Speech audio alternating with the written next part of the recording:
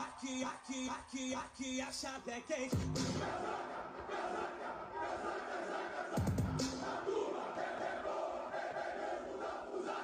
Aqui a chave é quente.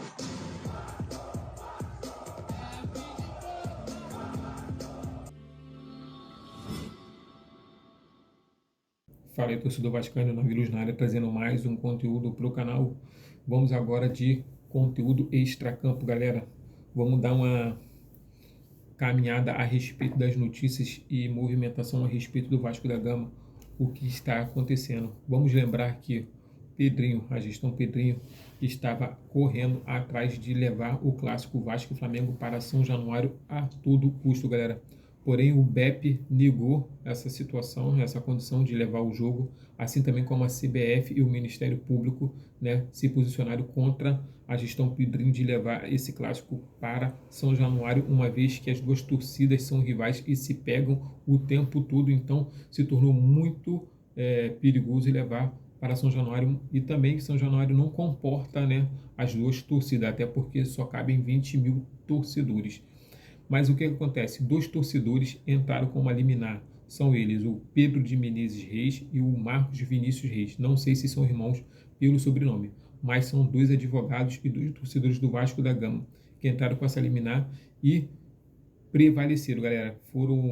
A juíza deu procedente o pedido dos dois e o Vasco da Gama ganhou o direito de jogar o clássico em São Januário.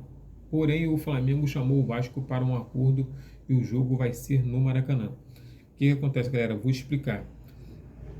A gestão Pedrinho não tem nada a ver com essa liminar que foi feita pelos irmãos, né, Menezes, quer dizer, pelos irmãos Reis. Vamos deixar bem claro aqui. O Pedrinho não tem nada a ver, a gestão Pedrinho Vasco da Gama não tem nada a ver com essa liminar.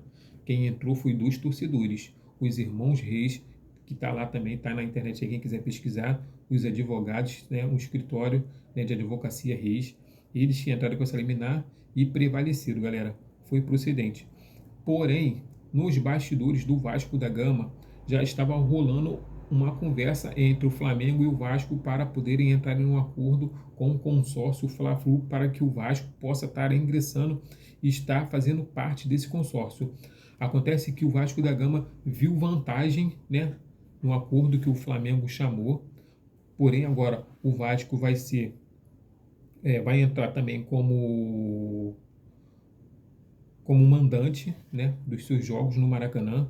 Parece que o Vasco vai ter direito aí a 19, né, jogos como mandante no decorrer do ano. Alguns deles serão contra a Sul-Americana e Copa do Brasil também, e Brasileirão.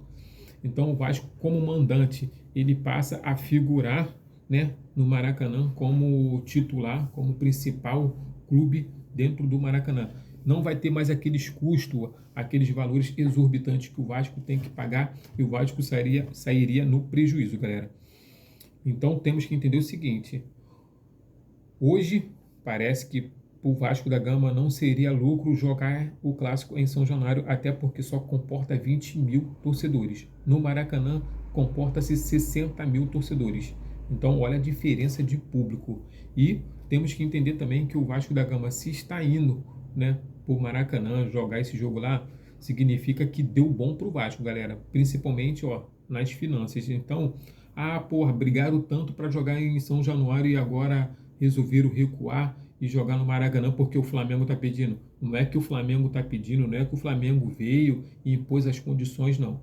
O Flamengo veio, chamou para um acordo, o acordo foi favorável, beneficia o Vasco da Gama. Então, galera, temos que entender que somos, né, o clube não é feito só de vantagem, não, quer dizer, né, vantagem não, o clube não é feito só de marra, vamos assim dizer, né, a palavra agora me fugiu.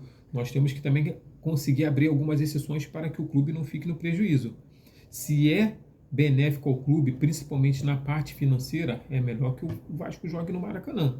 Sabemos que o Flamengo, principalmente, é muito forte dentro do Maracanã, porque já joga há anos, né? Já tem um tempinho jogando dentro do Maracanã, então conhece o Maracanã direitinho, então consegue jogar.